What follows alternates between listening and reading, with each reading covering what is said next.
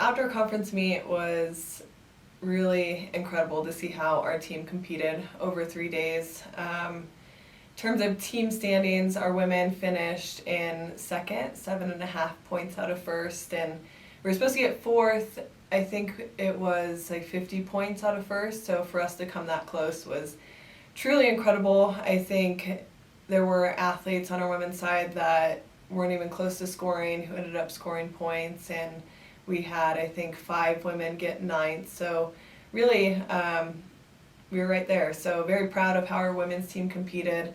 On the men's side, we ended up getting fifth. We were 3 points out of third. So I think all things considered, I think the men had a couple of tough things and also quite a few people get ninth. So I was proud of how they competed.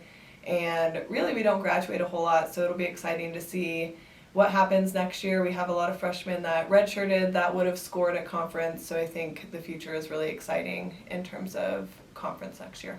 We have a solid group so far. I think, like you said, you never want to say for sure, especially our conference meet is really early relative to a lot of other conference meets, so a lot will change in terms of the list over the next 2 weeks. But right now we have 4 women that I would say are nearly for sure into the national meet as they're ranked in the top 10 in their events. So that would be Katie Doucette, Allie Aldridge, Kaya Fyror, and Allison Beasley. We have about 5 other women that are either very, very close to being in or one of the first people out, so they'll continue to compete over the next 2 weeks. On the men's side, I would say nearly for sure we have 6 athletes into the national meet, so that would be Malcolm Wesley, Ishmael Dembele, Tyler Nord, Simon Colati, Jacob Hernandez, and Albert Hesse. We have a few other athletes that I would say are almost for sure into the meet, so 3 other men, but they'll continue to compete over the next few weeks as well. So I think we have 10 to 11 into the national meet. I think we could have like 15 to 18 over the next couple weeks.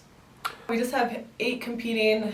We have a few athletes that will rest that are on the brink of nationals that will go next week.